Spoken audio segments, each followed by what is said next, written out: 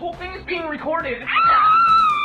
A hair salon attack now going viral. The woman shown in the video body slamming another customer is actually the Escondido salon owner's mother-in-law. Greg Stadler owns the N Salon in Escondido, where this showdown between a 70-year-old woman and a man wanting a refund all went down. He says he is embarrassed and sincerely sorry, and if he had been there, he would have handled things much differently. Oh, the second the yelling started, I would have separated the people.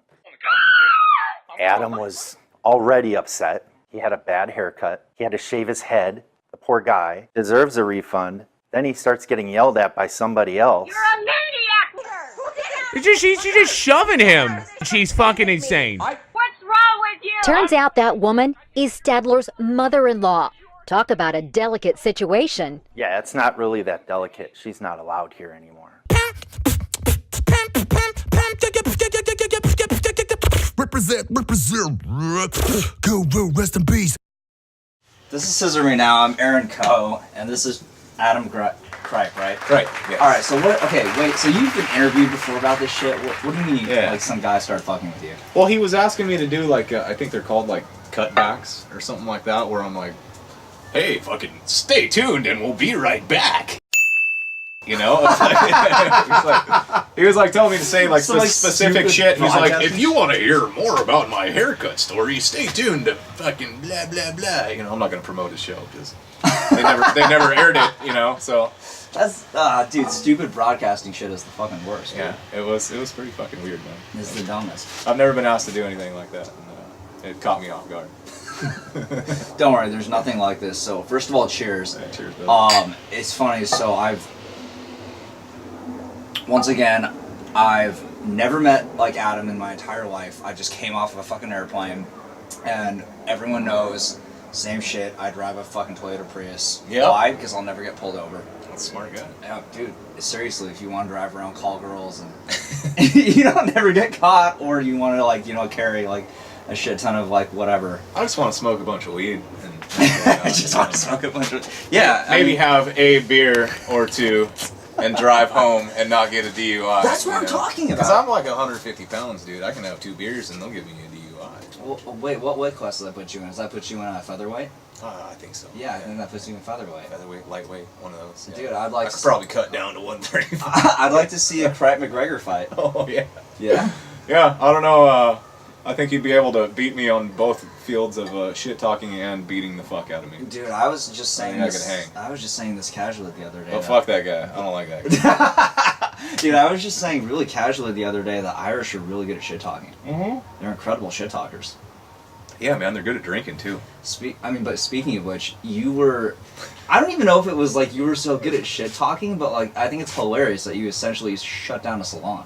Yeah, you know, that's one thing that I'm not happy about. You know what I mean? I said at the end of that video, like, hey, I hope this place gets shut down and shit like that, you know? But like, I mean, at the same time, like, Dude. I don't know, man. I had people that were cutting my hair there for like a year before all this bullshit went down, so. You know, I don't want people that were cool to me to lose their job. I know you're not a mean-spirited person. Yeah. I mean, just... But I think they actually just shut down... I think they changed the name. I'm not totally sure about that. I need to go in there. Maybe I should go Well, in. I mean, you do, like, a lot... You know about, like, home construction and all that, right? Yeah. I mean, how many of these home construction companies, like, change their fucking names all the time? Oh, yeah. Because they do shitty service. Yeah, they do. I used to yeah, work for exactly. a company. They get sued, and then they go bankrupt. All right. And then they open another company. So wait, what is your relationship... I've done it many times. Just kidding. Dude, what is your relationship with the salon? Like why? I mean, what the fuck I'm happened? just like a customer that went to go get my hair cut there a few times. You know, I had been going there for about a year, and the regular girl, I think her name was Ricky. It's been a while, man. Was she Vietnamese? No, I mean, she sounds like a Vietnamese. she was. All right, not what was weird. the what was the name of the? I guess like you don't have to say. It was called N Salon. N Salon. Yeah, EN Salon. EN Salon. Yeah, I don't mind saying it. Fuck well, no, it was fucking crazy because like I saw like the news report of it, and they really went ham on the story. Yeah. I mean, I guess we want to give a little bit of background on like how this thing blew up because I was surprised when I saw it. It was surprising to me, man. I mean, I went in there and, you know, if you guys haven't seen the video, you probably watch the video and then you'll realize what we're talking about here. But, you know, I had this, you know, blow up with this old woman and I posted it on the internet. At the time, I only had about 500 Facebook followers, you know, so. And it wasn't a lot of people seeing it. You know this what I mean? was the owner's mother-in-law, right? This was the owner's mother-in-law, and the owner was there at the time. The chick who owns the place was there. She didn't say a damn word, you know, which is wow. I didn't even know that part. Oh fuck! What a tangled web we weave. Jesus Christ, Adam. So she was just letting this shit happen? Yeah, she didn't say a damn thing. You know, I think she was stoked that her mom was sticking up for her salon or whatever the fuck, but. Anyways, this crazy shit happened. I posted on the internet, and later that night, I mean, literally that day, you know, like a few hours later, it had already, you know, had so many fucking views on the internet that the news is calling me. And it was actually a friend of mine, Shauna Hart. I don't know if I should say her name. Shauna Hart. Yeah, I already said it. I won't say it one more time. Shauna Hart. What up, Shauna? I think she contacted the news, or I don't know. She was helping me kind of like talk to people throughout the whole process, and when it did really blow up, she helped me deal with the messaging and, you know, talking to people. Right. But I think she contacted the news and let them know about it, and all of a sudden the news is calling me saying we want to do an interview, and we're already headed out to Escondido to do an interview. And I said, well, you better turn the fuck back around because I'm down in San Diego having a beer with my brother right now in downtown. So they were like on their way out here, like half hour away from San Diego, and they had to come back downtown. I was already there, so they showed up. I already had a nice little buzz, and I did the interview right there on the street in San Diego. How quickly did it take to get to 1 million views? Okay, so that night, I think it was at like you know, tens of thousands, but high, you know, like 60, 70. And I told my wife, I was like, it's going to be exponential, you know? I mean, one person's going to see it, and they're going to share it, and then 2 people are going to see it, and those 2 people will share it. It's just going to, you know, it's going to go from 10,000 to 100,000 to a million. And the next day, it was at 1 million. Wow. Yeah. Okay, in one day. In one day. And this was over Facebook? Yeah, over Facebook. But E-Bomb's World contacted me in the morning. So E-Bomb, they helped out a lot. And then as soon as E-Bomb had it up, E-Bomb's like put it up there, and then within a couple hours they called me back and they're like, hey dude, this video is like blowing the fuck up, so we're gonna like have it on our page as like the featured video of the day or whatever. So, you know, I'm like, well, I'm tripping out. I'm calling all my friends like, dude, this shit's gonna be on E-Bomb's World, and fucking it's gonna be the featured video of the day. They're like, no way. Jesus Christ. Do you want me to explain what happened, or do you want to explain what happened to yourself? Yeah, you can explain it, man. I've been talking a lot here.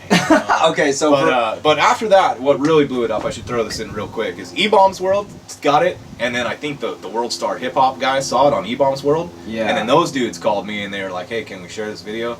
And they're the ones that, like, once it was shared on World Star, then it was just like my video went through the roof, and then E-Bomb's video even went through the roof, and World Star went through the roof. It's like this weird fucking chain of sharing, you know, where everybody gets views. Because you started on Facebook, and then it moved over into E-Bomb's World. E-Bomb's World, but then they also shared it on Facebook too. Right, know? So then it leapfrogged onto World Star. Yeah. And in total, like, how many views do you think this thing accumulated? Okay, so right now, between World Star, it was like, last time I checked, was that like 15 million, something like that? 15? Yeah, and then there's one called Sure News, which I don't know who the fuck they are. And this is just all shit that's on Facebook. Sure News had like 13 million. Whoa. Yeah. And this is just somebody that bought the media license for Viral Hog and like shared the fucking shit, you know? Yeah. So that they had 13 million. E-Bomb's World, I haven't checked that shit forever, but it had like 4 million, something like that. And that's just the Facebook one, you know? And then mine alone, like my original video, which is insane. I'm just some fucking dude with like, you know, 500 fucking followers. That shit has like 3 million or something now, dude. So I mean, just between those 4 right there, I mean that's fucking almost 40 million, you know? Jesus Christ, that's a lot of fucking views, by the way. It's crazy, dude. I mean, it's totally crazy. I got people from goddamn Guam sending me messages like, from hey, Guam? What's up, bro? What time is it there in the States? I'm like, I'm gonna fucking... Alright, even funnier. Okay, you said you started off with 500 Facebook friends. Yeah. How many did you have by the end of this whole video sequence? So it went up to about 4,000. It's like double. And then it went down.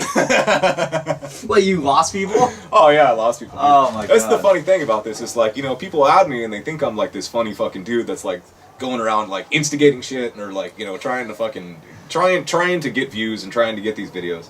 You know, it was a once in a lifetime right place at the right time kind of opportunity. I'll post some funny stuff, man, but like I'm not the guy that's like trying to make viral videos and shit. And I think people follow me with that in mind, and then they see pictures of my dog and pictures of the work that I'm doing and pictures of the food that I cook, and they're like, fuck this guy. And you got paid for this shit too. Well, because the way you explained it to me, it was a hilarious story in terms of like what actually had happened. And like, I guess to recap on what happened, you had a 13-inch mohawk at the time. No. Okay, we gotta get this clear. Sorry. I at one time had a 13-inch mohawk. Right. When I went in there to get my haircut, looked very similar to what I have right now. Okay. And I wanted to go back to having a mohawk. So, I mean... Oh, okay. I mean, if you saw a guy that looks like this with a goddamn white afro, and he came in and said, I want a mohawk, you know, you would probably leave most of this up here and cut the sides down. This chick just started snipping away and like, boom, like she took like, boom, like down to like an inch on top, and I was like, oh, hey, you know, like I said, I wanted a mohawk, and she's like, most mohawks that Owner or not owner? Not owner. Okay. And to find out later, they had already been having issues with this chick. Older woman. Goddamn, see, everybody's gonna think she's 70 years old. She's about 50, something like that. A little older to be working in a salon like that. I mean, most of the other girls in there were 20s, you know, something like that. Right. Maybe 30s, 40s. But she was like one of the older ones in there. And she cut it down to an inch. I said, whoa, I want a mohawk, you know, I don't know, I want to leave the length, like I said, you know, and she's like, well, most of the mohawks I cut are an inch long on top. What the fuck is an inch mohawk? Yeah, it's like a Chuck Liddell kind of fucking thing going on there. I don't know, dude. So that's what I said. I was like, well, I think what I have in my mind, idea of a mohawk, and what's in your mind, what is an idea of a mohawk, are two different fucking things, dude. Oh, you know? Okay, so you're trying to regrow this mohawk. So yeah, she cut it down to an inch. I mean, she snipped the top, dude. There wasn't much I could do at that point. So I was like, all right, you know, let's just even it out and cut the sides and see how it looks. And I mean, I looked like Chuck Liddell, dude. That's what I looked like. I mean, it was like this long on top, dude. But like right in the middle, you know. I mean, Chuck Liddell's got a little off to the side, you know. But and what the thing is, she insisted that I cut the sides shorter to make it look longer on top. And I actually asked her. I left the place, dude. So I leave the place. My wife's waiting in the car, dude. I get in the car and she's like, "What the fuck is wrong with your hair, dude?" You know. So we leave, and I'm like looking in the mirror on the way home. I'm like, you know, I'll put some gel in it, and I'll fucking, you know, it'll be all right, right? And she's like, no, dude, no. So I'm like, fuck, should I go back? She's like, yeah, you should go back, dude. You know, should I just get it shaved? Yeah, let's go back. All right, cool. Go back, and I walk in, and I'm like, hey, can you just shave it? You know, will you shave it for me? And she's like, oh, let me take the sides in a little bit, and it'll make it look longer. I was like, oh, man, you know, I kind of just want you to shave it at this point. Well, you know, I think we can still make it work. And it was just like, I mean, it's crazy that like everything I asked, like, they never did. Yeah. Yeah. And she like had an argument for it, even like, no, you don't want it that way. You fucking want it this way. You know, it's like, what the fuck? You know, like I'm asking you to cut my hair like this way, and then you're like, no, I'm gonna do it this way, and I just come out with a shitty haircut. So this is the most confusing thing to me about the beauty industry is like when they've already fucked up your hair, like immediately. Yeah. I would want to get that person just like out of my life. Yeah. Right? Yeah. But it's just like everything they did was like perpetually like keep you longer. Yeah. You know what I mean? It's like they just wanted the divorce to last forever. It just kept on going. It was like, oh shit, you cut the top too short. Okay, well let me do this to try to fix that. I'm gonna take the sides like super fucking short. Okay, now you want me to shave it. Well, let me take the sides in a little more to make it look like it'll be taller on top. I mean, eventually, you know, I mean, just do what the fucking customer's asking you to do. You know? Dude, you'd be surprised. It's not a difficult haircut, dude. No, I mean, it's crazy because you'd be surprised like how often that like. I've gotten a better haircut from a fucking punk that's tweaking, you know. Straight as fuck. Oh my god. But So anyway, I went back in. She you know, didn't refuse, but said, let's take the sides. And I let her do it. I should have just said, fuck you, fucking, you know, shave it, you know. So, and after all that, dude, I gave her a $5 tip. And let that be a lesson to you people out there that are tipping people. Don't fucking stiff people on the tip. It doesn't matter if, you know, I understand that the service isn't that great, but still, that's how they make their fucking money. So tip them. So anyways, I went back in. I felt like I should tell them about this, you know, like I had been getting great haircuts from this place, and then all of a sudden I have this crazy fucking incident where like this chick doesn't listen to anything I say, and gives me like the worst haircut I've ever had in my life, to the point where I came home and I shaved my own head that night, you know, yeah. So I felt I shouldn't have to pay for this. I came home and gave myself a haircut after asking them to give me a haircut. Oh boy. So I waited until it was, you know, like a Tuesday afternoon, something like that. And I think it was Tuesday afternoon. That's the Monday of the industry. Is it? Yeah. Well, there you go. I didn't even know that, but I'm like, Tuesday afternoon, I ended up having the day off. I'm like, it's a good day to go in. So I went in, and I was greeted by the receptionist, and I started to plead my case, say, hey, I came in here and I got a pretty bad haircut, and ended up cutting my own hair. And at that point, I didn't even get halfway through the story, and she's like, oh, well, what's your name? You know, I'm like, well, my name's Adam, you know. And she's like, what's your last name? Adam Cripe. And she's like, do you have some ID? What? Yeah, so do you have some ID? Yes. What? Exactly. I think that was my reaction, too. What?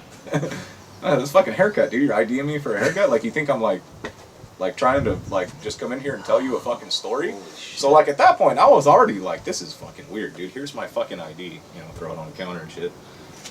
She looks at it, she's like, all right, well, yeah, you're in the computer. I'm like, yeah, no shit. So I tell her what happened, you know, that this chick didn't listen to me at all. I hadn't even asked for a refund at this point. I was just letting them know what happened, you know. And then the old man in the video, watch the video, old man in the video, who's the crazy lady's husband, he's sitting there fucking sipping his coffee, you know, fucking watching his fucking wife, you know, watching his wife get her hair cut. That's how much of a fucking... That's the new porn, dude. Yeah, dude. That's like, wow. You know where that guy's balls are at. God damn it. So he's watching his wife get her hair cut, and says, oh, stop being such a pussy about it, or some shit like that, you know? Oh, so he instigated. Yeah, so I'm like, oh, really? You know, like, and I think I said, dude, I'm not even talking to you, you know? Like, I don't like to have fucking confrontation with people, man. I try to avoid that shit. And when he came at me like that, I was like, hey, I'm not talking to you. You know, continue pleading my case, letting them know what happened. You know, she didn't listen to what I said, and you know, cut my hair down to an inch, and blah blah blah blah blah. And then he's like, well, hey, why don't you quit crying about it? Your hair will grow back. I'm like, well, yeah, dude. And then at this point, I'm like, now I'm talking to him like an idiot. I should just like be like, no, but I'm like, that's not the point, motherfucker. You know, like I paid for this shit. You know, like, I think I'm not paying somebody for my hair to grow back, dude. I'm paying for the hair that I have to look good. You know. I think there's some old people that like look at people and they just think that they can pick on them. Well, that's what she said, and this is why I started recording. Is that quote unquote, you're a tattooed, uneducated piece of shit. That's what she said. That's what she said. Well, she came around the corner after. Okay, well, let's go on from where I'm at. At this point, he's talking shit. I'm telling him to shut up. You know, I wasn't like, shut up, but I was like, dude, I'm not talking to you. Shut the fuck up. And I did say it. I said, shut the fuck up. I'm the kind of guy to like drop an F-bomb. You know, I didn't say, fuck you, you piece of fucking shit. I said, shut the fuck up. No insult at all. And I'm looking at the receptionist like she's going to say something. I mean, this guy's like a customer in there. And like, I'm in there just trying to talk to her. And like, the customer's telling me I should shut up and that I'm a pussy and shit. And she's just like looking at me. But come to find out later, it was the chick's father. You know, it was the owner's father. First of all, what you're describing is a very bizarre scene. It was a weird scene. So imagine this. You're the receptionist, and your boss is there cutting somebody's hair, and her parents are there, and the parents start talking shit to a customer, and you're probably thinking like, man, I should probably say something to this guy to keep him from being a nutcase. Yeah. Bolas! And, but you can't because the owner's there, and she's not saying anything. You know? I mean, you would think the owner would say something. So, So I leave, dude. I fucking leave, and I go same shopping center, Staples. Go over to Staples, had some shit to get for work, and you know, I'm walking through Staples. I'm like, what the fuck, man? This is fucking bullshit. You know, starting to think about it, like this is just really weird. Like I've had a great time there before. They give you coffee when you come in, and they're like, hey man, you want some fucking coffee? You know, it's like it was a cool place before that. So I'm thinking like maybe there's a manager that was just like not there, out to lunch or something, right, man. This is just all one big weird anomaly. Yeah, exactly. I mean, it was just too weird. So I'm like, I'm gonna go back in there and I'm gonna stay chill because they're gonna think I'm in there to talk shit. Right. So I've already been in there.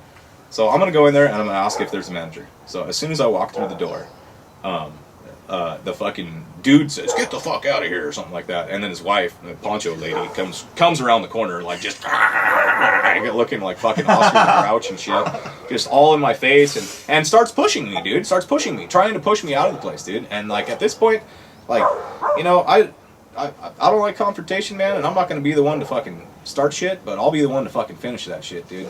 And I held my ground. I'm not gonna punch an old lady, but I'm not gonna get pushed around by one either, man. I know what my fucking rights are, and I'm in there trying to just plead my fucking case, dude. So you come at me and you start pushing me around, I'm not gonna budge, dude. I'm gonna stay there. So she kept pushing me. She's trying to push me. I said, get the fuck off me. Drop some more F-bombs, but still didn't say like, you fucking whack job or you fucking weirdo or anything like that. No, but this is a really important societal issue that we have. If a woman is attacking you, as a man, you cannot do anything. Exactly. That's right. Even verbally, remember that shit. You can't say anything. You might want to. I mean, you can be getting smacked and all this, but you know, I mean, you got to remember that, like, I'm not trying to sound sexist when I say this, but a man will outpower a woman, you know, 90% of the time, and if you know, are a man getting pushed around by a woman and you fucking hit her, you're going to jail and you will be frowned upon by everybody you fucking know. Right, and it's one of these things where we'll show the video. Yeah. It's you being body slammed. Yeah, well, by a 50-year-old woman. When people say body slam, when I think body slam, I think like fucking WWF. I'm gonna like pick you up and like. Or she's just like putting her weird like belly. Yeah, it was like it's a weird. It was like we just scored a touchdown and we're like, It's a flag football touchdown. It was like a chest bump, dude. You know, and that's what I said on the video on the news video, and they did such a great job editing it because they took up me just being like, she fucking chest bumped me. It's funny stuff. But, yeah, and she did that. She chest bumped me, and then she fell and acted like I pushed her, and you know, I'm holding phone in one hand like this.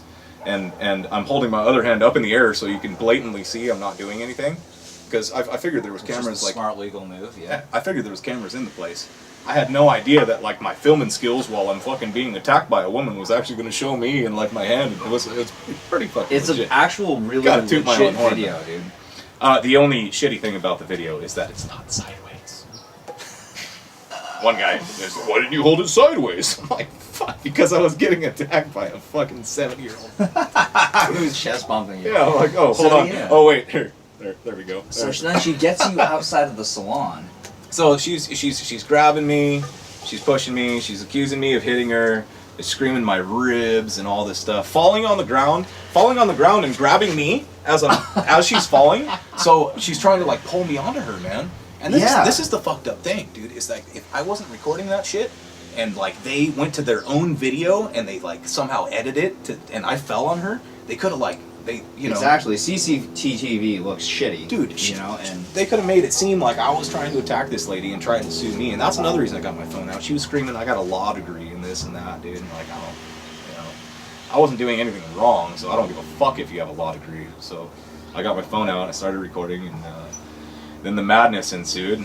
And she ended up, accusing me of this and that. She said, "You've been screaming the F word since you got in here," and I did say, shut the fuck up, or fucking I want a fucking refund or something like that at one point. Did you get your refund? I get my refund, and if you watch the video, I say thank you, and I exit the premises as it's like thank you, boom, and I leave, and I'm walking out the door, and then she comes up behind me and she fucking kicks me in the ass, dude. It's crazy. It's like, dude, it's over, and she fucking kicks me as I'm walking out the door. So then, I'm like, I don't know, I was flustered. I turned around. and I fucking cracked her. No, I'm just kidding. I didn't do that. With your 1-inch chocolate L mohawk. Yeah. I was like, ugh. Oh, but I turned around and like her like cape fell off. You know, her haircutting cape had fallen off because she was getting all physical. So like, just being in this weird frame of mind where, you know, they're taking advantage of me, they're pushing me and kicking me. I grabbed the thing and I was like, yeah, I'm gonna fucking take this shit. You know, it was like, wait, the cape? Yeah. You took the cape? I started to take it. It was like the only thing I could think at the moment. Like, oh, yeah, well, fuck you, I'm taking your cape, dude. You know. And then I realized like, yeah, this isn't gonna do anything. I threw it on the ground. And the funny thing is, watch the video. The cape comes off and she's got a cape underneath the cape. She's wearing a fucking poncho. What a very strange and bizarre thing for someone, you know, as normal as you to like have gone through. Yeah, and it was really weird. And not only that, but just to have like all the video sequences like come roaring their heads back around. And then I imagine the third wave of it must have been even more weird, having the news contact you. Yeah. And then even on top of that, that was weird. I was wondering when it was gonna, like, how far it was gonna go, because all of a sudden, like, I did a Inside Edition interview, you know? Right, yeah. And then it was on, like, they showed the video on the talk with, like, Sharon Osbourne and shit. And it's like on all these, like, you know, it's like, how far is this thing? Oh, that's how deep it went, Sharon. Yeah, wait, dude. Really? Yeah, I was on the talk. They were talking about it on the talk with Sharon Osbourne and. What did Sharon have to say about it? The Reno 911, the gay cop, the What? fucking the sergeant. Or Hold on, wait, I love wait. that guy. I forget his name, dude. But that guy talked about my video. I was like, Wait, what did he have to say? What did he have to say about it? he was on my side about it. He was just like saying the lady was crazy, and Sharon was like, I love her. I'm like, what? Whoa, Sharon was on her side? She was like, she should have her own talk show. I'm like, God damn it, Sharon, fuck you. Those were her specific words? Yeah, Oh, something wow. like that. And then check this out, dude. Inside Edition calls me after I woke up at goddamn 6 in the morning to do this fucking interview before work. I'm not a morning person. That shit sucked. So I do this interview, and then they call me later in the day, and they're like, hey, we're not going to air it because we have this new story with Ozzy cheating on Sharon, dude. So, fuck you again, Sharon. That's 2 strikes.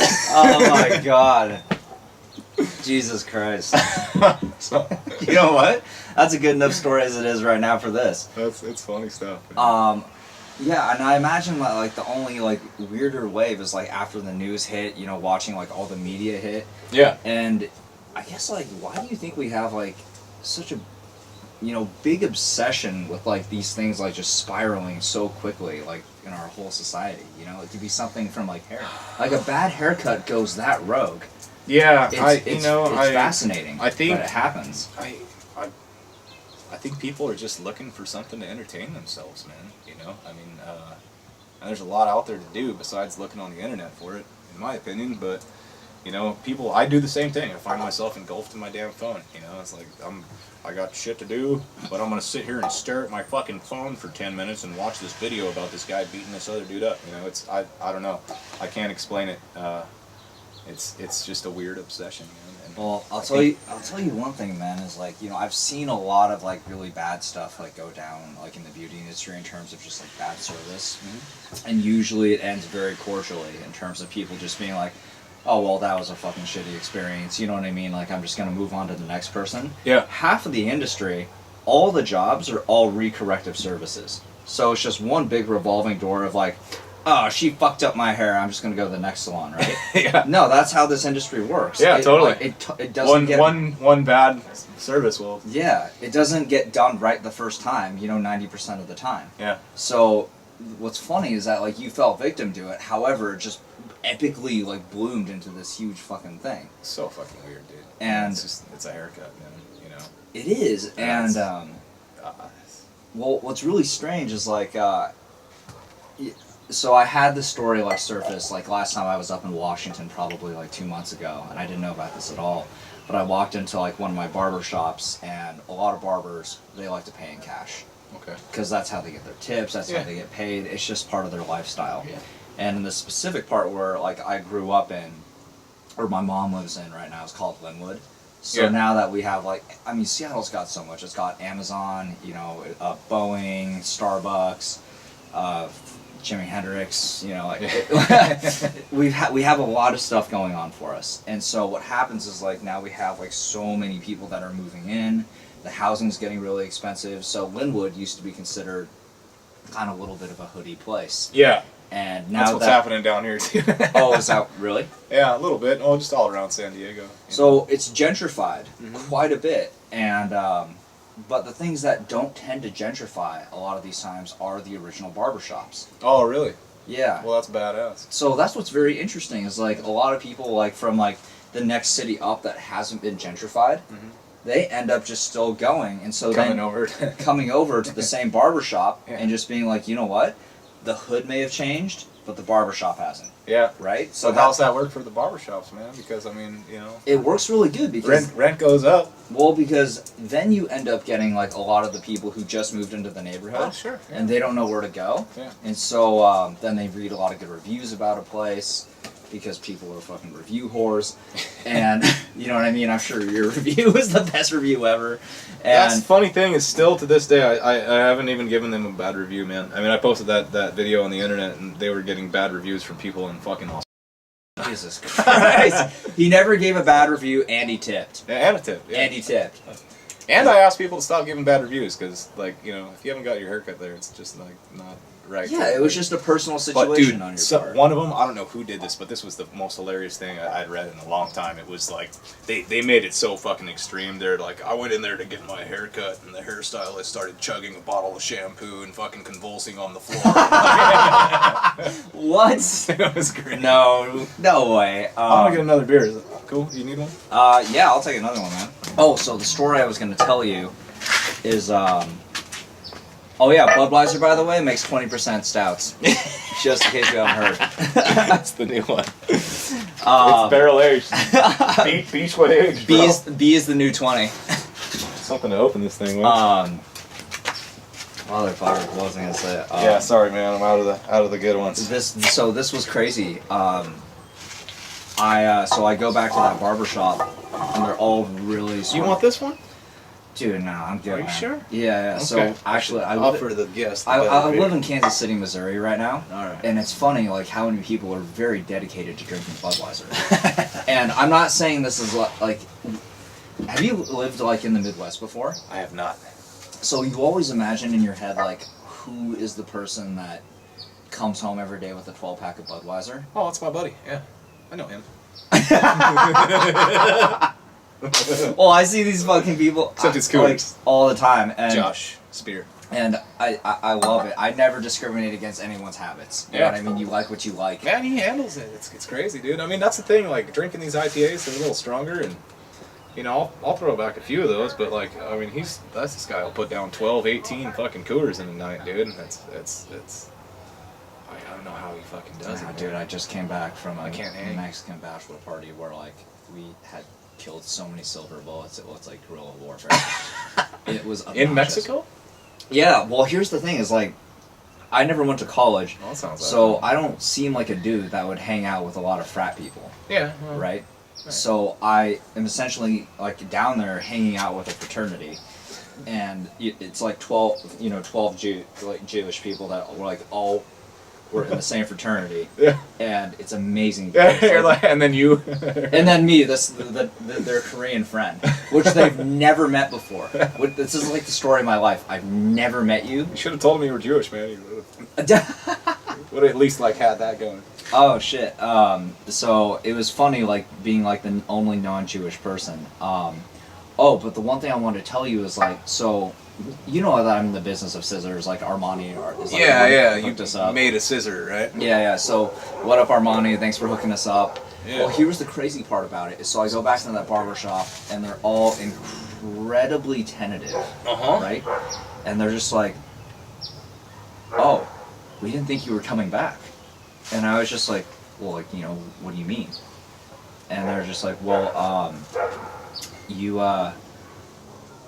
And this guy just interrupts, and he's just like, "Man, you've got some fucking sharp scissors, man." And then I'm looking at his scar, and he has like this S-shaped scar. This isn't a cutting scar. This looks like some shit really went down. So I'm looking at it just being like, man, that's not you cutting yourself. What happened?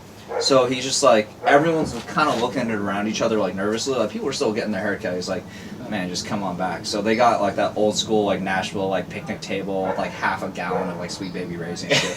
So I'm sitting down at this fucking like condiment table, and he says, man, so let me tell you about how sharp your scissors are. And I'm just like, oh, this is gonna be a fucking story. So 2 of my clients, they had gotten into a fight over fantasy football. Oh yeah, you told me about this. Yeah. Yeah, and so basically what happened is that one of the people, they changed the draft order, so it was first come, first serve. Oh, so this wasn't even hate when that happens. So this wasn't even a fight over like mid-season shit. This was like literally over first pick of the draft. He probably picked the guy's player that he wanted to pick, bro, and he was bent. Dude, I bet you. Well, I don't know the actual first pick, but I bet you picked Adrian Peterson. Shit fucking season. But so so what happened is like he didn't really say anything. All he did is called him out and just said like, man, that wasn't a very cool move. Yeah. So that guy, on his day off, the next day, comes into the barbershop, and it'd be like if I was giving you a haircut. Yeah. Same sort of crazy, whacked out situation you were in, giving a normal haircut, and then he just says, let's go right now. The whole shop is there. And then he goes and he takes a punch at my guy. He misses, but he's still holding these shears in his hands. And wait. So the dude. So the dude that came in threw the punch. Yeah, the dude who came in through the punch while the other dude was getting his haircut. Oh, and the dude that just dodged the punch is holding the scissors. Exactly. Oh shit. So he tells his client to get the fuck out. Yeah. Right, because like who knows what the hell's gonna happen next, right? It's basically a fight. Yeah. So he connects with him on a punch. Well, he leans into it, and the scissor hits him right above his heart. Oh no. Yeah, it actually punctures him. Oh no. Straight up. And well, it wouldn't have been a big deal except that it hit his artery. Did he die? Well, so check it out. It hit his artery. Yeah. And he kind of like backed up. And I found this like 2 weeks later, but like he backed up and he was just like, did you stick me, bro? And in that one whole line, their friendship just dissolved. And then it didn't dissolve before that. When he stuck him. Dude, no, he's like pumping. Didn't dissolve when the guy stole his first round draft. No, this was it, dude. Like once he saw the blood was like pumping out. Did you stick me, bro? Did you stick me? Straight up. And like after that, he hit him again. The scissor had never opened. So in other words, when he hit him, the scissor, it was just inside. Yeah. It just went and tore up his entire tendon. Oh my god! And folks, for the camera, we will show you like what this picture looks like. It's incredibly graphic. I don't want to see it. You don't have to see it at all. It's incredibly graphic. And I was covering my eyes on Game of Thrones last night. Scaly, picky stuff. Well, here's the thing: is like he was still pumping blood while this entire process was happening, dude. Oh god! So he had essentially 30 minutes to live. So they decided at that point, well, he's gonna motherfucking die. Yeah. So put some duct tape on it real fast. So yeah, they actually put a towel underneath it. You know what I mean? Just like put a lot of pressure on it. 20 minutes later, they take him down to Harborview. He's getting a blood transplant, and here's the funniest part of the story. They need the blood type to obviously match. Yeah. And I think the only matching blood type was your bro. Yeah. No. Yeah. Did he give him blood? He gave him blood. Okay. So now, like the dude that he fought, he has his blood like coursing through him, and like one of them's like the guy. Dude, that's such a bro story, dude. The guy who. We stabbed each other, dude. But then I gave you my blood to save your life. The guy who was like 6'4" was like he's 6'4". He's like dude, he's a pretty big black dude. Yeah. And he's the one that needed the blood. Yeah. And the other guy, I think he's just Hispanic. Yeah. So now he's just got this weird. It shows, hey, we all got the same blood. Dude, he's just got this weird combo blood. Yeah. You know what I mean? Like, you know, he's got a buffet of bloods. You know what I mean? Like going through them. Look at it. And so while that was happening, everyone in the shop was just like cutting normal. So they thought that I'd heard that story. They just kept going? Yeah. Like everybody's cutting hair as there's a fight? Like dude, so imagine you're in the chair. Stabbed in the heart? Yeah, so imagine you're in your chair getting your Chuck Liddell haircut, and you're like, you know what I mean, watching someone that just got stuck, you know, with the scissor. Yeah. And everything. No, dude, this was a violent bloodbath. There was a lot of... take that big jar of the blue stuff with the combs in it, and then you pour that on Dude, that shit's crazy. On the stab wound? The barbicide? That shit is crazy. So he showed me his like healed up scar, and what was actually really crazy about it was like where he got stabbed by the scissor. Yeah. It was so clean that there was almost no scarring left. Wait, I thought he got stabbed in the... No, the other guy who got stabbed in the wrist. Oh. Who slashed his tendon open when he punched him again. Alright. But then like the scalpel, where they cut in a little bit deeper to cut away some of the dead flesh, you could see a huge scar, but then there's almost like no scar. So then that became like a really funny like advertising for like my actual like scissors and shit. It will cut the fuck out of you. Yeah, because well, like most of my clients are women, so they see it, and they're just thinking to themselves, "This is the best thing I can have with me when I walk home." So now I have like a bunch of like. I know shit. So yeah, the shears are in police evidence. They're actually like they're locked up. Yeah. Damn. And yeah. What happened to that dude? Did he get locked up for doing that? Well, no. So they ended up in different salons. They didn't press charges against each other. You know, because in a sense there was almost like no way to like they could have gone after each other, but it's just like, listen, they both want to cut hair. They both need their incomes. You know what I mean? They had a bad fight about fantasy football. What the? Okay, so the other guy's salon? What was it? A hairstylist? A stylist. It's a barbershop, yeah. All right. The hood barbershop, I'm telling you. A barber. There Yeah. you go. All right. Yeah. Which, by the I way, don't want to use the wrong term. no. So men's grooming. It's, No, that's what everybody said to me. That was like one of the main comments on the video. It was like, "What are you doing going to a barber or a salon, bro? You should be going to a barber shop." God, I'm just giving you shit about the And salon. then I had to explain every single time, dude. It's not a salon. It's like it's essentially supercuts where they give you some coffee when you come in. Man, you know, that's pretty much what it was. It's such a funny like evolution that like we've had in our industry, and you know what? Like being someone who's like not in the industry, I'd actually love to ask you this. You know, like I remember like when Supercuts came out, you know, and Great Clips came out, and then like the next sort of like you know bend in the chain was Sports Clips. Yeah. I mean, when you heard about Sports Clips, what did you think about it? Are they the ones that have the video games? They're the ones that have the fucking the legendary hot steam towel. It's a legendary hot towel. Yeah, I think that's the Man, exact phrasing for it. I honestly, I've never been to a Sports Clips. I'm not that into sports. So, I don't know. I heard that you could play video games while you're there. That's like sounds kind of cool, but like I don't know, man. I mean, I'm going to get my hair cut. I'm not like going to a place to go play fucking video games and watch TV. You know, like that's something that I don't really need with the hair cutting service. It takes 20 minutes to cut my hair. It doesn't take a long time, man. The place I've been going to, they take damn 45 minutes, but they do a hell of a good job. All right, so you were trying to achieve a mohawk because you're a punk drummer.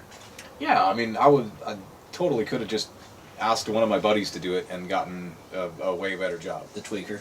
Yeah, the tweaker. The tweaker. Yeah, the tweaker. Edward Scissorhands back there. It's like done in 15 seconds. I'm not even joking you. I won't disclose her name, but I have a client in St. Louis who like built her career up in St. Louis in the funniest way. So she's from California. She loved the beach and everything. And she ended up having to move to St. Louis because I think her spouse like got a job out there. Mm-hmm.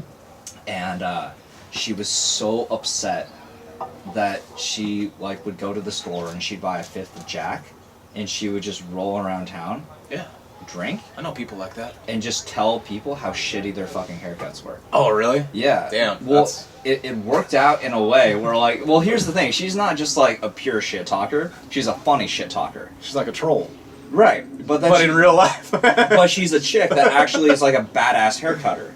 You know, so like it worked out for her. See, that's the word I was about to use is hair cutter, and I didn't want to fucking say it. Well, she's a like stylist, barber, hair cutter. You know, it's such. There's so many terms to describe like how people are these days, and to tell you the truth, I can't tell how sensitive people are about it. Because to me, honestly, like, you know, when I'm going about my dealings and stuff, I tell people that I have scissors, and you know, people are just like, oh, they're called shears, right? Oh God. And it's just like, what's the difference between a shear and a scissor? Well, I mean, like, I'm not gonna be that kind of person. That's what I would ask. I mean, I would like to know if you're correcting me and you're telling me that they're not a scissor and they're a shear. What is the difference between a fucking scissor and a shear? Well, Educate me. Well, that's the whole thing, is that it tells me the whole, like, attitude of the industry. Because, like, California's a really interesting place, you know, especially when you get to this part of the world, right? Because you have a very incubated, like, Beverly Hills, and then you just have a guy like you who's looking for a haircut, right? And it's just like, my favorite thing about the beauty industry is how you can take the most intellectual person, or maybe even the most famous person in the world, and they are so good at manipulating life, manipulating others, or doing whatever it is that they're really, really good at. Yeah. Once they pass through the doors of a beauty salon, they immediately surrender themselves. Right? Take the smartest CPA in the world. Take the smartest lawyer. You still got to do a good job, dude. You can fuck their hair up all day long, and they will never know. Because, like, the beauty industry, like, has that fine line. And think about this being an owner for a second. Would you rather have your client walk away looking good or feeling good? If you had to choose between one or the other. Well, you want them to feel good because they want to. First things first, right? Exactly, yeah. And that's the thing that you left with that day. Yeah. Is that you didn't feel good. Okay, no. And then you also didn't look fucking good either. Looked like it. But that was the number one thing. Yeah, You didn't fucking look good. Yeah, I looked like I gave myself a haircut, dude. You know? Yeah, I've done that before. Well, I mean, I can give myself a shaved head, but it looked like I was like trying to, like, you know, give myself a fade or something. I mean, it was so fucked up. I've spent like plenty of time in like the court system, you know, for just like, they're all crimes that I've committed against myself. Yeah. Essentially, you know what I mean? I've never assaulted anyone. I've never like done anything that's going to like hurt someone else. And I remember I was going to court, and the day before, my sister, who is an actual like hairstylist, had a really badass idea. She was just like, Aaron, you should go bald. And I've always trusted my sister, and I was just like, you know what, let's fucking do it. So like, I'm just like Bicked? Huh? Like bicked? Bald? Big bald, yeah. Yeah, bro. Straight up. I've only done that once, man. And everybody, I was in school, I was in high school, everybody thought I was a cancer patient. dude, I had thick eyebrows, so I looked just like a fucking bald dude. But like her sales pitch for it was amazing, which was like, there's nothing to hide behind anymore. And I'm like, you're absolutely right. That's the stupidest thing I've ever heard, sorry. Dude, I was into it. Were you hiding behind your hair? Dude, when you're a 17-year-old kid that's about to like go into like, you know, the court system, Yeah. like that to me was just like, because I really wanted to change my life around at that point. You know what I mean? I was a gnarly heroin addict. Oh, gnarly, fuck. And I was fucking around with all the wrong shit. Like you just needed to hear the right words. You just needed to change, man. Yeah. Sounds like. So going bald seemed like the answer. And Yeah. then I got bicked and everything. And my dad came downstairs and he saw what was going on. Uh-oh. And he said that I looked like a Chinese gangster. He was really upset. Some Yakuza? And, well, yeah. Those are the Japanese. Yeah, no. Sorry. Well, first of all, they've got an interesting situation going on in Japan. Yeah? Where if you apparently want to buy like real estate, like just any, you don't want to start any business or whatever, it's just formality where you meet with the Yakuza. You buy your real estate. You serious? Yeah, and then you just pay your taxes. What a trip. Yeah. It's not even like hardcore. It's not like you're dealing with some James Gandolfini shit, you know? No. Well, It's like, you know, like anything else, it's a business. yeah, you pay, like you meet with them. Just make sure you pay them. It's not like you even meet with the top one of them. You just meet with just the local one. Meeting with like the local mortgage fucking financing agent. Yeah, exactly. And that's who it is. Hi, I'm with Yakuza. Yeah, and it's just like this. Let's put you in a house today. Well, it's like the same dude who just has like tats. Essentially, yeah. It's just like there's like dude number one. All right, is the tatted dude, and then dude number two is the dude who's gonna be like, all right, well, here's your fucking yen interest, and then like there's dude number three, who's just like, all right, well, Goddamn. I'll print your sign for you. Imagine how many yen a house costs. Mm. Like trillions of yen? Billions? See, that's the thing is like, I want to pay trillions of something. Yeah. One day. Yeah. Trillionaire, dude. Like, I want to pay trillions for like something completely ridiculous. Like, $1 trillion Prius. You know what I mean? Like $1 trillion beer. Yeah, no, I mean, like, I think that when I grow up, How much was that Sapporo, dude? Oh, it was like 3 trillion. 3 trillion, dude. So, that's why so I'm Korean, and when I went to Korea, won's like really fucked me up, because 1,000 won, I think, is like $1. So like everything was in thousands. Yeah. And I was 13, and I just like. You're just balling. Yeah, dude, I got thousands of wons. Well, when you have the 10,000 won, you think that like, oh shit, you know, because it feels like good money. You know what I mean? It doesn't feel like shit money. Like, well, you know how like all of our bills are the same fucking size, and the rest of the world bills are different sizes. Like 10,000 was like the biggest one, so I was like, I got the fucking big. But it was like a bigger bill.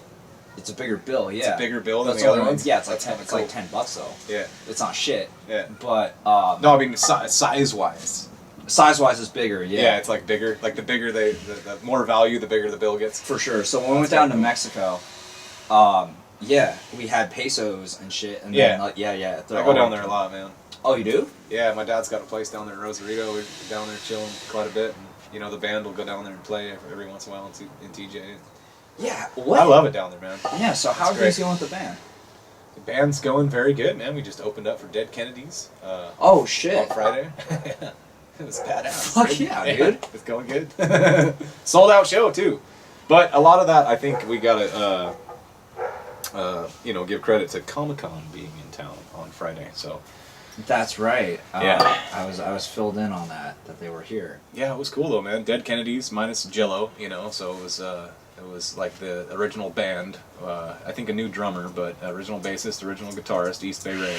Right. And, no Jello, but it was cool, man. It was a great show, and you know, for us to be on the same stage with those guys, I'm like, you know, completely honored to be basking in their presence. Well, you know what, man? Do this. Plug your band fucking away, dude. Systematic Abuse. Go check us out. We don't have shit for stuff online, but go check us out. Get a fucking SoundCloud, dude. What are you doing? No, we got some stuff online. We got I think we got our last album on Bandcamp, which is the album that I play drums on, and then the previous album to that I believe is on Reverb Nation. So check it out. Systematic Abuse. Are you a true punk drummer where you only have one tom? Or do you have like two I play a 4-piece. Yeah, You one play tom up here and one tom down here. Okay, you play like a real drummer. Yep. Cool. Yeah, hey man, less is more. No, I totally agree. I don't need two toms. The only time you need two toms is you're digga digga digga digga digga digga digga digga. I'll just go digga digga digga digga digga digga digga digga. You know? Or maybe I'll go digga digga digga digga digga digga digga digga. I don't know, I could do all those. Or maybe I'll go digga digga digga digga digga digga digga digga. Or less is more. Or if you're not, makes you get innovative. Or if you're Neil Peart, you know. Yeah, or if you're Neil Peart, then you just have a huge kit and you're really not that good. Oh, what did you say that? He's had a dude. I didn't know how tragic his life really was. Oh, I don't know anything about that. So. Oh, dude. I'm sorry for saying that. You know what's well? You're a good drummer. No, No, I just think he's. I honestly, I think that guy is one of the most overrated fucking drummers out there, dude. Neil Peart. He's good, man. He's really good, but he's just. I don't know the praise that people give him. Dude, Neil Peart. He's just got a huge kit, dude. You know. So. Like, I grew up... Like I said, less is more, man. I mean, anybody can make a giant kit sound. Did you skate growing up? A little bit. Okay, because, I mean, San Diego's a great skating city. Yeah, I could never do a kickflip. Really? You can drum, but you can't do a kickflip? Can't do a kickflip, man. I can't do it. My fucking ankles are retarded. I don't know. I could ollie really high. Like, I mean, when I skated as a kid, it was a mode of transportation. It wasn't like, hey, let's skate around in the backyard and try to do this trick and try to do that trick, and you know, I mean, honestly, by the time I was like in high school, that's like when kick flips were like, like starting to become more popular. Well, then it's like then you always have that kid that can fucking do the rails. Yeah. You know. No. And then that kid's like the hero. Man, I haven't done rails in years. Oops. That's okay. Are we talking about the same thing? I don't know. How's your nose feeling? Oh, pretty good. No, I mean, so everyone talks about like their first CD or like whatever the fuck they got. Dude, my first CD was my brother-in-law's band. They call it Formula One, and they had a badass punk band. So that's what I grew up with, and I skated quite a bit. And I grew up in Redmond, Washington, where it's like where Microsoft was. Okay. So I was just like this really weirdo Asian kid. Is like skating how you got into like music? Because you said you're a drummer too, right? Yeah, that's how I really sort of like found like a lot of like, you know, punk rock music and all that stuff. Yeah. Because it goes hand in hand, man. Because I remember, like, for me, there was, like, what I discovered in the beginning, like, because, you know, like, it all kind of, like, back in, like, 2000 got clumped together where there was, like, you know, like, true punk, then there was, like, you know, ska and, like, emo, and that's what, like, all, like, younger kids were listening to and shit, and it was just, like, you know what I mean, like, listen to fucking Five Iron Frenzy, listen to fucking Honestly, in Sick 2002, I Paris, had no idea what anybody was listening to, man. Dude, I remember when I discovered Strung Out, Yeah. and I was just like, oh my god! It was like to me, Great band. To me, like Still put on a great show. that was like discovering like the Matrix to me at that point. Really? Because I was just like, that dude can sing. Yeah, he can sing, man. Yeah, Jason. And right? the band is really good too. I mean, the whole band. I couldn't tell you. I don't know his name, but yeah, that one dude. Yeah, he can, dude. Twisted by Design, he can fucking sing, and I was so surprised like how many like.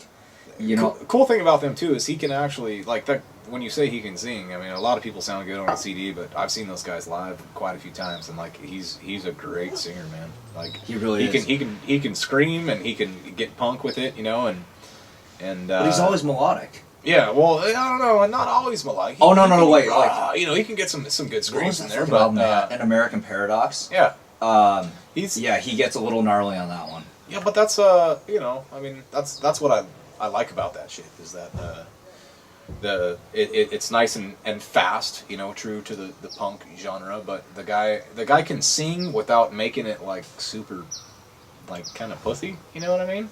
There's a fine line between like melodic punk that that is like, you know, stuff that I like. It's kind of balls to the wall, and stuff that's just like so melodic that I just it's too singy to me, you know. Right. I don't know. Well, that was a weird. But that's just me. Well, that was a weird transition because I grew up in Washington State, so there was like snowboarding and skateboarding going on at the same time. So there's like that really sort of like high octane level of music. That's How old are you? 29. 29. All right, so we're not too far apart, like 6 years. 6 years? Yeah. Oh, dude, that's not bad at all, man. Like. No, yeah. it's because it's you know, sometimes I'll have these music conversations with somebody that's 10 years younger than me, and they're like talking about all these emo bands. Like I know those guys, but like, you know, like Paramore. Yeah, stuff like some of this modern Fall of stuff. Troy. I don't even know who that is. No, because like Paramore. The chick is hot. She did, and then she had that one slip up on Twitter. Oh, really? Do you remember that? No. Where's my phone? Oh, hey, there it is. Yeah, she posted a nude. Hey, look, dude, there's 4 people watching us. Right now. Nice. No, she posted a nude on Twitter. Look at that. Armani is watching. She says Moto Shears. Woo! She says Moto Shears. Yeah. You know what that means? Snip, snip. Yeah. But no, like. I like the Moto. Dude. No, Haley fucked up. She posted a nude on accident and then deleted it. But if you post anything on the internet for literally half a second, people are screenshotting it, and the next thing you know, it's on there forever. So what did she put it on? It was on Twitter?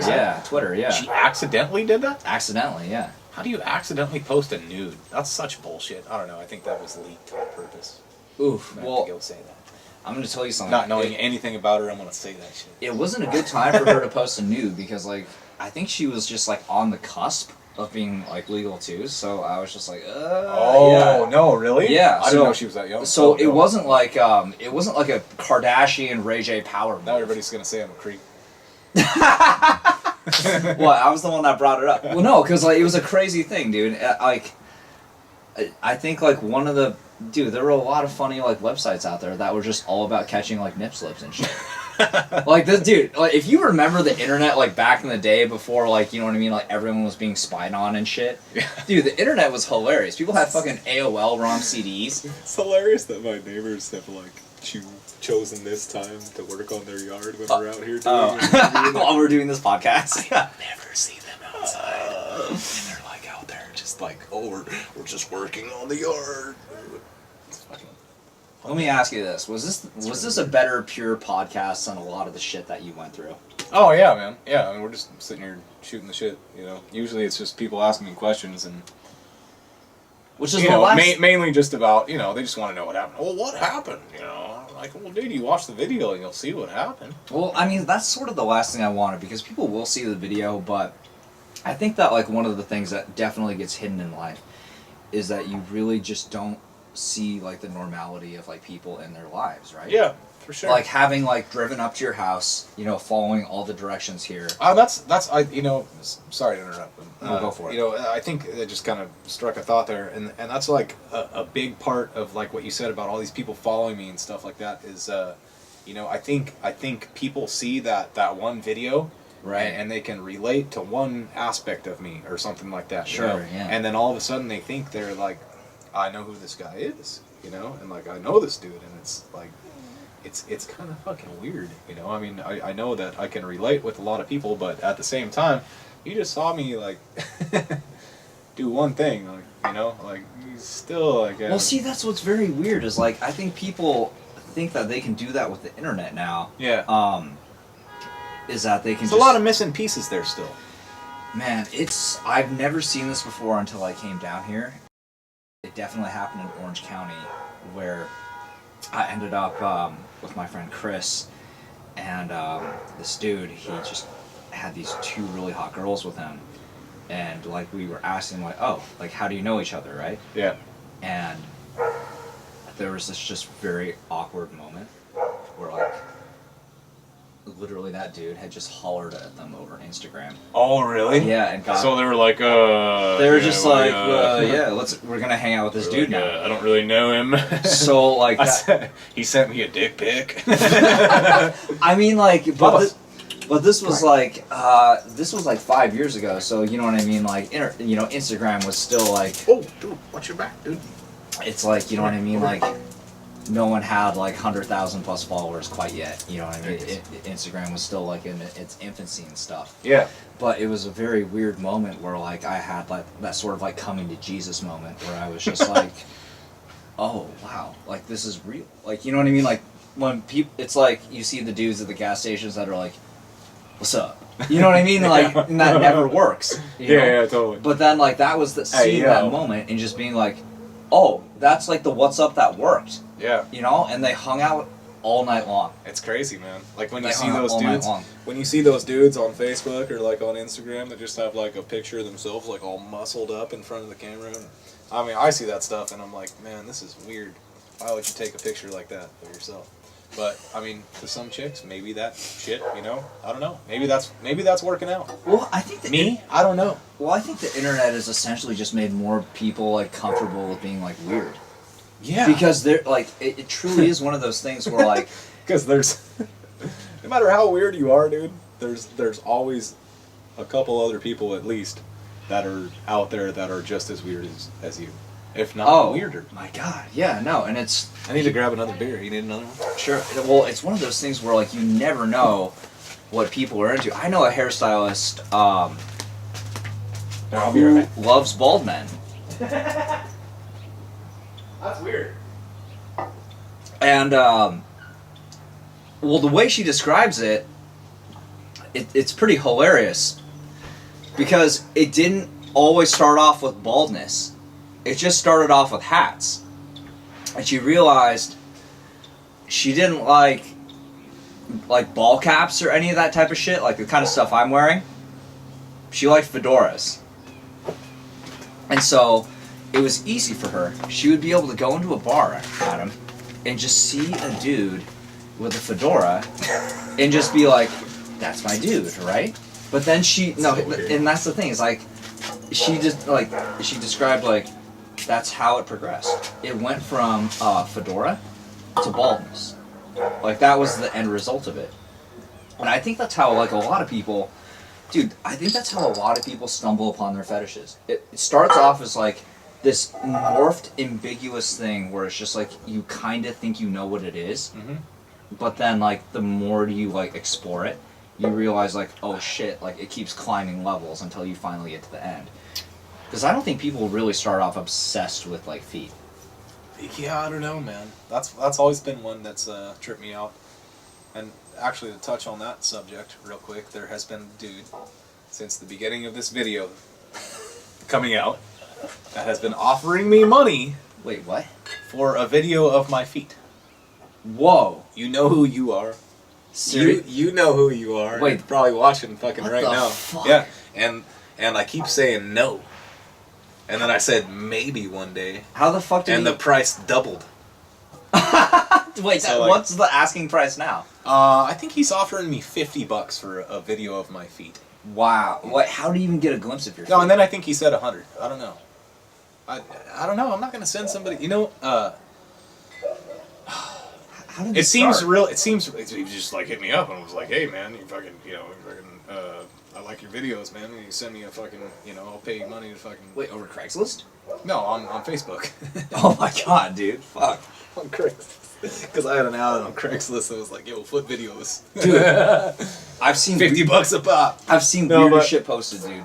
My wife was like, "Dude, just go search YouTube for like a video of somebody's feet." and That's right. You could lie about save the that feet. shit. You just could. send it over to him, First of all, I don't know. I told her, I was like, dude, the problem with this is that like, yeah, it's just a foot. Some people would say like, oh, it's just your feet. Why do you care?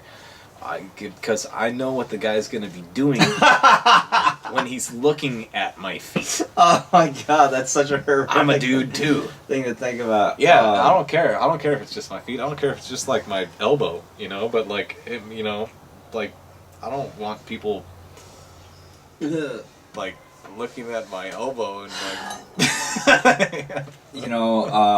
So as I was like driving over here, I had like 2.5 hours to like get here from the airport. Yeah. So I literally got off a jet, told this dude that I was gonna get in a Prius. I didn't even know what you really looked like. So I was just. I had no idea. Yeah.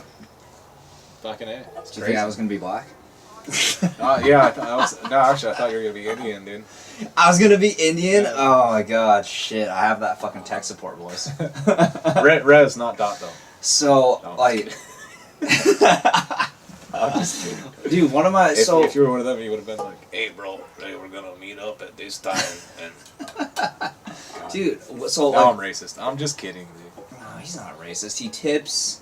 He tips? He tips.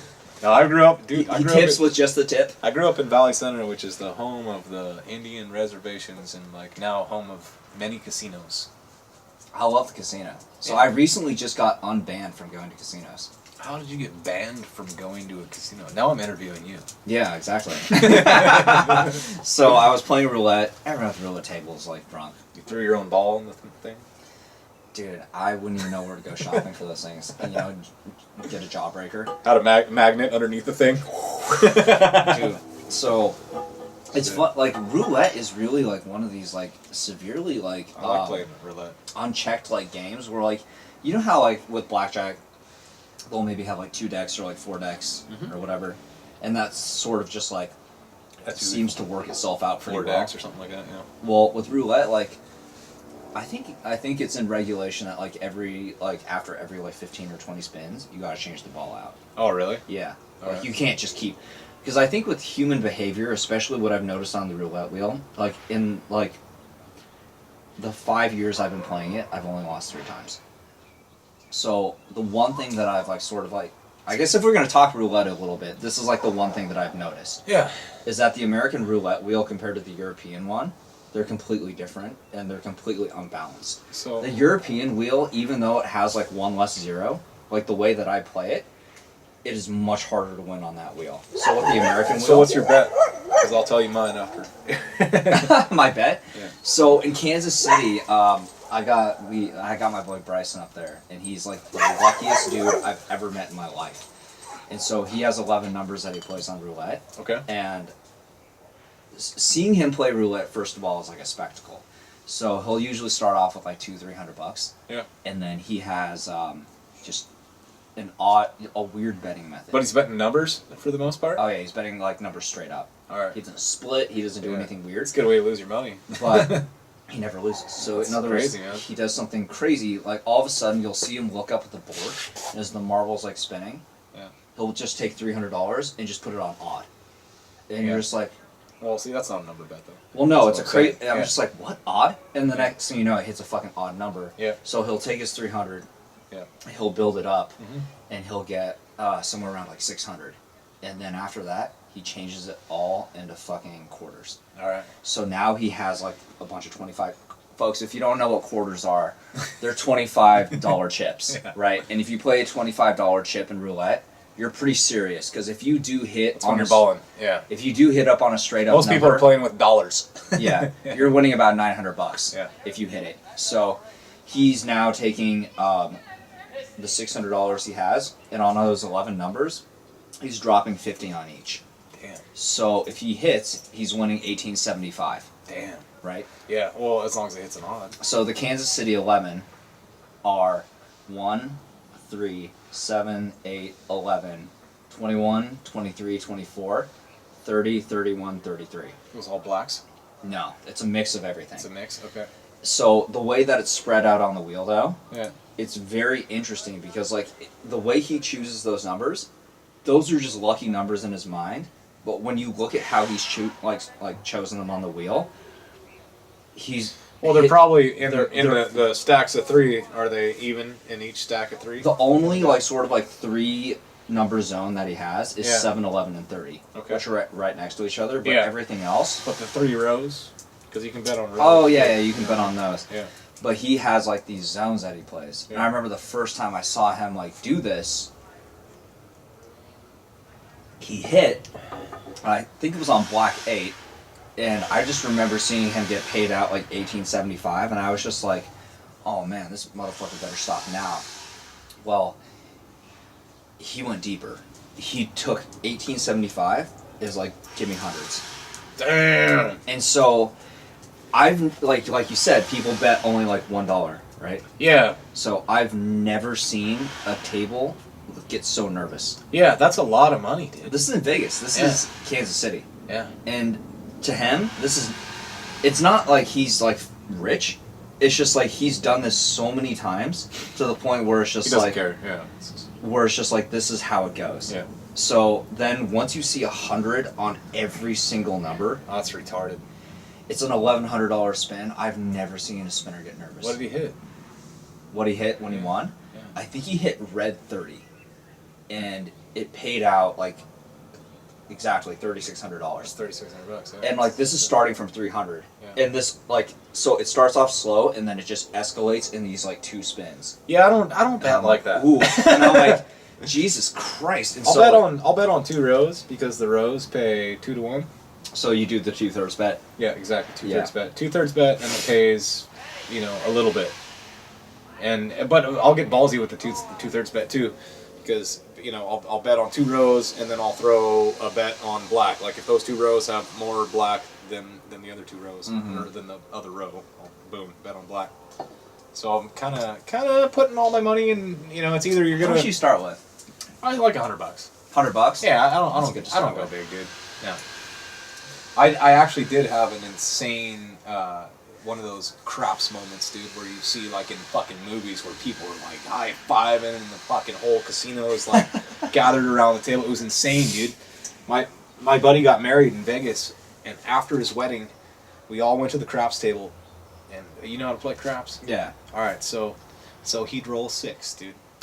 Point would go on 6. Everybody put their money on 6. He'd throw a fucking 6. It was insane, dude. Just over and over and over again. So it was boom, point on 6, roll a fucking 6. Point Was on he hitting 8. 3 and 3? Roll an 8. No, not. He was just hitting combos of it. Yeah, he was Yeah. just the point would go on, point would come off. Point would go on, point would come off. I mean, he would just hit it every single fucking time. It was. I've never seen anything like it, dude. Wow. Where we had other people. I high-fived people at the fucking craps table so fucking hard that I broke my wedding ring. It was a cobalt fucking. We bought this cobalt. Cobalt's a hard metal. We use that in shears. So the thing about cobalt is it will not bend; it will break. It's right? brittle. Yeah. So I don't even remember doing it, dude. We're all fucking wasted, dude. There's people that didn't even know us, throwing bets down. We're all fucking high fives. Woo! Everybody's winning hundreds of dollars. The guys that were balling were winning thousands of dollars. I mean, the shit went on for half an hour. It was insane, dude. But I'm throwing down these huge high fives, and I woke up in the morning and I was like, oh my god, I went to Vegas. Holy fuck. And I woke up in the morning and my wedding ring's broken. First of all, What does that mean? wait. Was your wife with you? Yeah. What did she say? She wasn't stoked, but it's all good. Yeah. It had a lifetime warranty. So I got a new one. Up to this point, like every single story that I've heard about your wife, she's had a very, very, very like cool sort of like attitude towards like everything. She's a very cool chick, dude. I'm kind of a crazy dude, and she keeps me balanced, you know. Dude, there's a lot of wild dudes out there. There's a lot of women that wouldn't put up with the bullshit that I do all the time. Playing in a punk band, fucking, you know. Being a nutcase. I'm a 35-year-old man in a punk band still, but you know she was there. She was there at the Dead Kennedy show this weekend. She was running the merch table, selling fucking shirts. She ran the merch table? Yeah. That's fucking awesome, dude. I remember when my sister. The merch table was like a circular bar table about this big that we had a box on, because all the other bands took up the merch tables. Have you ever played a show out in Seattle? No, I still have not been to Seattle, man. I was supposed to play a show there back in 2010. Right. We went on tour. Everybody ran out of money before we came back for it. So we came back. God damn. Alright, so up in Seattle, man, if you had The short version of the story. my sister, she had a band up there called the Valkyries, and it was an all-girl punk band, and they were fucking awesome.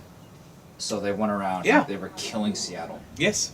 Do you know? I remember hearing of them. Was she part of a group called the Pirate Punks?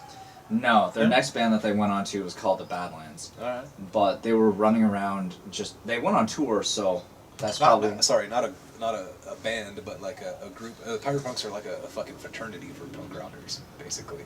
There's like a chapter per city these days. It's crazy, man. So like, if I want to go on, there's a punk rock fraternity called the what? The Pirate Punks. The Pirate Punks with a Y. Yeah.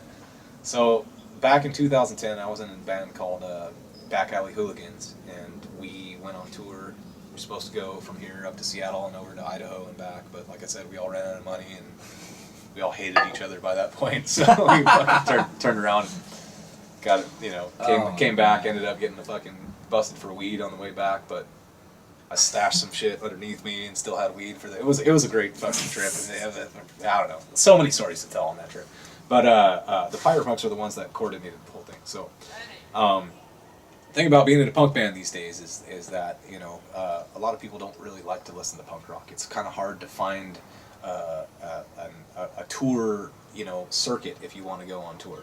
You know, where am I going to play a punk rock show if I go into the fucking Who is still like a thriving label in the punk scene? A label? Yeah. Well, what's Greg Graffin's label? The Bad Religion label.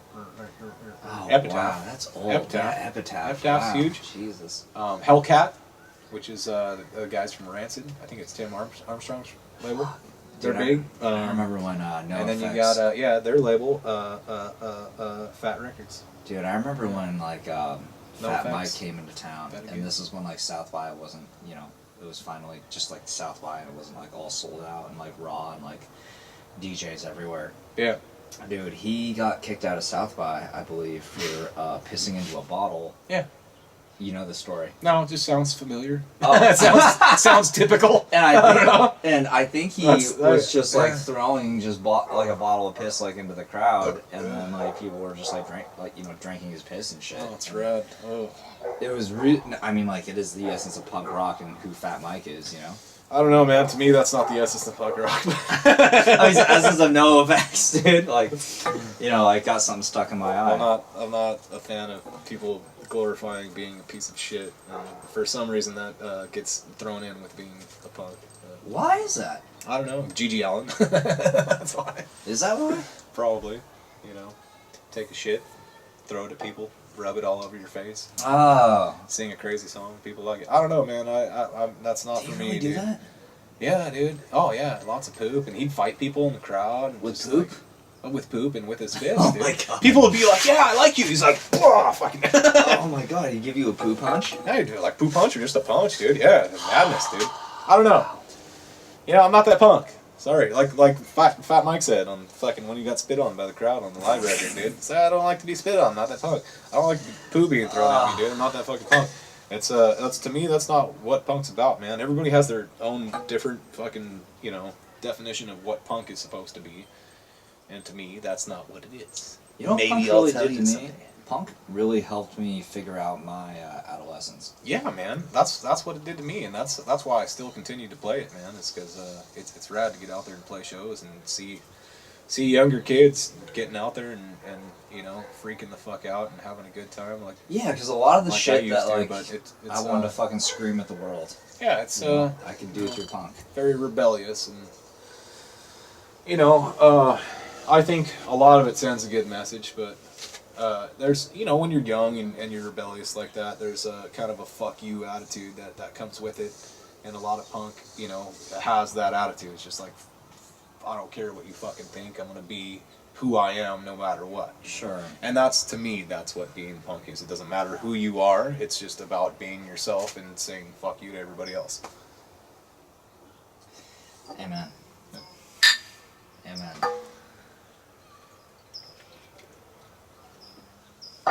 Because being 35 years old and, you know, I'm running my own business and own a house and all this shit, it might not be the most punk rock thing to a lot of people, but Dude, like I said, fuck you. It's I'm all doing about- it my way. it's all about- still sticking to the man, doing my own thing. it's all about in the way you live, man, dude. Yeah. I'm 29 years old. I fucking run around flying across America to go fucking meet strangers That's and, punk as fuck. and go talk to them about the weirdest shit that goes on in the Right. beauty I just industry. think about how many people would want to do that kind of thing. It's rad. You know, I had this thought today. You know, when I was at the airport and I was in Minneapolis, and there was just like rows of people, like the way they have their airport set up. I think it's in Terminal G only, but they have the iPad, right? And it's a table where it kind of looks like the Apple Store, where there's like 10 people that can sit at each table, Okay. and they can all do their iPad shit. But it's like just an iPad sitting there that you can use? Exactly. Okay. And if you want to pay for like extra stuff, then they already got their credit card swiper right there, so Yeah. you can just go for it. And I remember I was talking to this girl from Hawaii. She's a mom and everything, right? Her son's next door. And I remember just looking at her and just saying, right now, turn your head to your left and just see how many people are talking to each other just like we are. When we look down the entire row, no one's talking. No, of course. Yeah. And then right after that, someone has a glass and it drops on the ground, right? Every single person turns their head. Yeah. And it was a funny moment for me to describe to her, because I was just saying that, like, we all know exactly what just happened. A glass fell on the ground, yet that's the thing that people are going to talk about. Yeah. You know, that's how out of touch almost people have become with each other. Exactly, man. You know, you can stick your head in a computer all day, but like, like you said, they're going to talk about that one glass that fell. That's No, funny. she was very cool, because we talked about Hawaii a lot and how it's not really like, I mean, it is part of America, but it is really its own thing. Yeah. Yeah. Oh, it is, man. I've only been there one time. We went there on our honeymoon, and I've been craving going back since. That's somewhere. It's one of those places where you go and you don't want to leave, dude. You know. Oh, You going to get- the islands? Yeah, you get taken back. Like I told my wife Lisa, you know, I was like, oh, I'm gonna quit running my own business and fucking just come out here and be a bartender. We're just gonna move everything. We'll be able to live. Doesn't matter, dude. We're living in Hawaii. Dude, my friend Kiyoma, he was like one of these like Japanese guys that was gonna teach his like kid to skate. You know, ever since he was like 3 years old. Yeah. His kid's, I don't know, maybe like 10 years old now. I got a friend that did Amazing. Kid can do anything. Yeah, and he's just ripping. He's ripping. That's rad. It's unbelievable. I got a friend that did that with his kids, man, and they're fucking sponsored and just crushing it now, man. It's insane. Because I remember, like, back in the day with, like, this little kid, dude, just 3 fucking years old, 4 years old, and his dad put him on a skateboard at the top of a hill with, like, you know, pads and a helmet and everything on. Sure, yeah. But he was like, it wasn't a steep hill, it was just like, you know, gradual. But he was like, you gotta go, dude. And the kid was like screaming, like, no, I don't wanna go, I don't wanna go. And like back then I was thinking like, damn, dude, that's kind of fucked up, man. You know, like, I don't know, just being the kind of person I am, it would be hard for me to do that to my kid, make him do something he didn't want to do. But, you know, you gotta push the fucking limits, man. And to see what that kid's doing now, he's glad that his dad pushed him down that fucking hill when he was 3 years old, dude. Dude, that's a very critical moment of life. where you face these certain types of like rites of passage. Yeah. And you got to overcome that shit. You know, I mean, if you can go through your whole life facing that moment over and over and over and over again, and still never have the courage to fucking get through it. Not saying it's going to be the exact same moment, but just being faced with that kind of fear and not being willing to face it, man. You know, I mean, I think that's a... I mean, do you remember what that moment was for you? Yeah, dude. Almost the same thing. Being pushed down a hill? It was at the top of a big hill on my bike when I was about 4 years old with my brother, and it was like everybody was going down the hill, man, and I'm going to go down the hill, and I went down the hill, and I ate fucking shit, dude. It was like one of those moments where, you know, you're on the bike, and the handlebars go... Oh, you got speed wobbles. Speed wobbles, but I was 4 years old, I couldn't handle the speed wobbles, so I got... You know, and just mashed it into an asphalt fucking embankment, you know, going 20 miles an hour, being 4 years old. And I got a giant raspberry on my arm. Man, you didn't break any shit, though, No, did you? I didn't break anything, man. And it's you know, like I said, I still remember that to this day. And that like, kind of eased the fear of, like you gotta sometimes just grab your balls and fucking go for it, dude. I mean, to this day... I crave that kind of feeling, you know, where like you're pushing things to the limit and you don't know what's going to happen, and you're putting your life almost in the hands of fate, dude. You know, and I say this to people: if you're not fucking pushing the limits and you're not in a position where you could potentially die from time to time, you're not really truly living, man. Oh, dude, you would fucking... So, I think you would... Alright, you would like the story. Might sound kind of crazy, but I think that's what everybody needs to do from time to time, man. You gotta, you know, put yourself in a could-be death situation. So, when I was out in London, I was chasing after the love of my life, recklessly.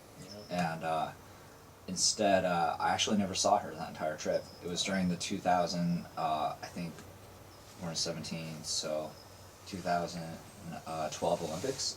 Okay. And, it was over in London, and I remember sitting, like, I remember going to KFC, and I see this Asian kid. He's trying to order 50 hot wings, like, at 3 in the morning when they're closing. Yeah. And he actually lives at Ladera Ranch around That's not here. gonna happen.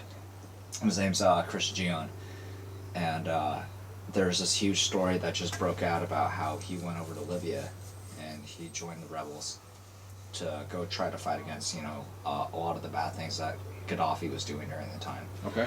It's like your story. It broke out all over the news. Right. And I randomly met him, and we never went to bed that night. We just like talked. I gotta pee. I'm gonna pee right here. Don't worry, just keep talking. My neighbors might see my wiener. But... This is like an Ari Shafir moment. It's like a first live pee on the ScissorMeNow podcast. I grew up in Valley Center, and that's like in the country, so that's my excuse. Sorry. So I don't want to be rude and go inside, you know. no, dude. I don't want to be rude. Fuck. So no, Chris taught me a lot about empathy, and that moment that you were talking about, I decided to go gold mining in Peru, in the highest city in the world, and the name of the city is called La Rinconada. What the fuck, dude? Like in So- the Himalayas and shit? So it's in the Andes. Or the Andes? Is that what it is? Yeah. It's trippy, man, Okay. because Now I sound dumb. I mean, I can you know, Andes. we'll put this in the video, you know, edit it in for a That's where second. Mount Everest is, right? It's over where, the- like, in South America, where they got that huge sort of, like, you know how we got the Rockies? They Yeah. basically essentially have the same thing, but they have the Oh, Andes, okay. but they're much taller and, like, way more fucked up. Alright. So, like, where I was going, you know when you see, like, beautiful snow-capped peaked mountains? Yeah. Well, this isn't snow, this is fucking glaciers. Oh, shit. So, like, when a glacier piece breaks off, Yeah. it's might as well be a boulder. Yeah. It's an ice boulder that It's comes a- wrecking through your town. So I remember reading about this place, and I was like, what the fuck? There's 35,000 people here, and there's no police? Yeah. I was like, this is perfect. So I go there, and here's the big challenge. They speak Spanish, like the normal Spanish that like I speak to you right now, like, hola, ¿cómo estás? Yeah. It's like, the name of it is called Castellano. Okay. But then, like, they speak, like, real, like, true Incan. And that's Okay. called Quechuas. Alright. So, in Quechuas, like "Cómo estás" doesn't even sound familiarly close. It's not even the same This thing. is how you say it in Incan. It's "Imainalia Kashanki." So it's yeah. it sounds like an ancient language. You know what I mean? So like, I remember just being like, "Oh fuck," you know what I mean? Like I thought I was prepared, but now I have to learn another thing, and it, It's complete. Yeah. and it's 17,000 feet above sea level. You I can't, have to learn another thing, like a language. dude. You can't even walk. Like you could be the strongest person ever. Yeah. Like you know how like, you know that band Lightning Bolt, where the dude just drums out of his mind and they put him in a fridge afterwards because Oh, I don't even know that. No. dude, they put him in a fridge. But like you could have like the crazy endurance ever, and you can only take 5 steps because there's no oxygen, Yeah. so you can't even fucking breathe. That's fucking insane. And I remember getting into this moment where this dude was talking shit about me. And you know it's very easy, like when you're a fucking... When you're up on the mountain? When you're an Asian person, because yeah. they call you Chino. Yeah. Right? So it's very easy to hear, like, when people are talking shit about Yeah. you. So this person was just, like, saying some Chino shit about me. And my guide at the time, Freddie, he was just like, you know, like, don't fuck around with him. You know, and I'm 23, dude. So, Bash him in the head with a fucking boulder on top of the but here's the mountain. thing, I'm not like being. I know that this is the moment where I have to stand and fight. Yeah. So I No, I don't go. like that shit either, man. I'll fucking say some shit too. So I go up to the dude, and I say, "Mi nombre es Aaron y yo tengo dos orejas," which means my name's Aaron. I have 2 ears. Alright, there you go.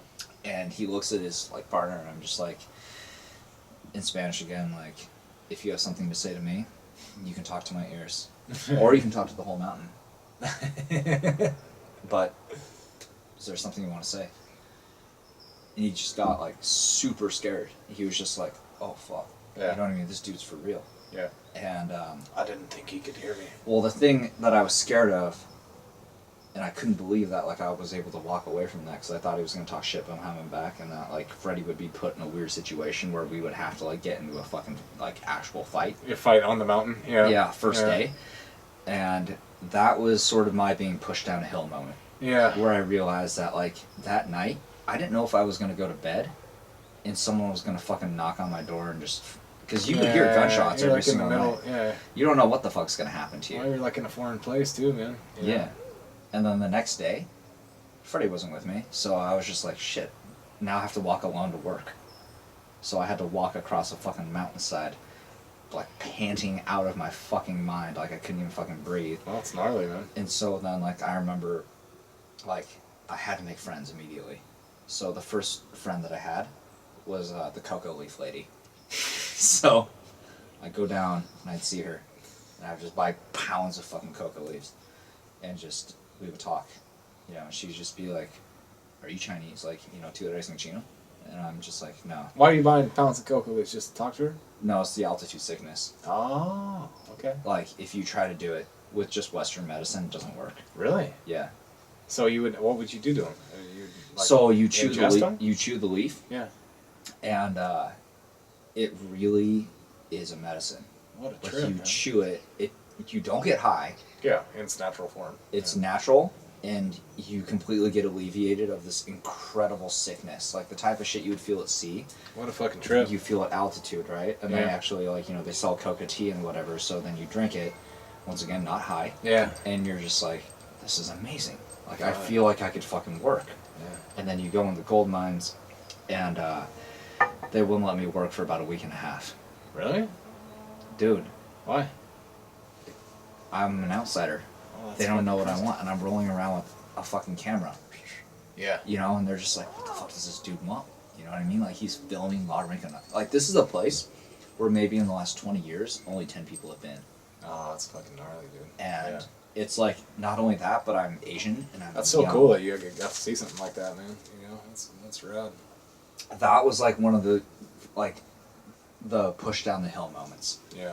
Where someone wasn't doing it for me, but I was doing it for myself. Sure. And it was all inspired by that Chris dude who was ordering 50 fucking chicken wings. Yeah. Oh, it's nuts, man. What a fucking crazy story. It's a crazy story meeting him because like his level of empathy It was something that I hadn't quite encountered before. Yeah, sure. So it was a very, very, it was a cool thing to see. What the fuck is going on over there? All right, man. Fuck this up. All right, cool, man. All right, yeah. Fucking nice to meet you, man. Yeah, you too, dude. That was good stuff. That was good stuff for sure, man. Yeah. Is anybody still watching this thing? There's one person watching. I don't know who you are.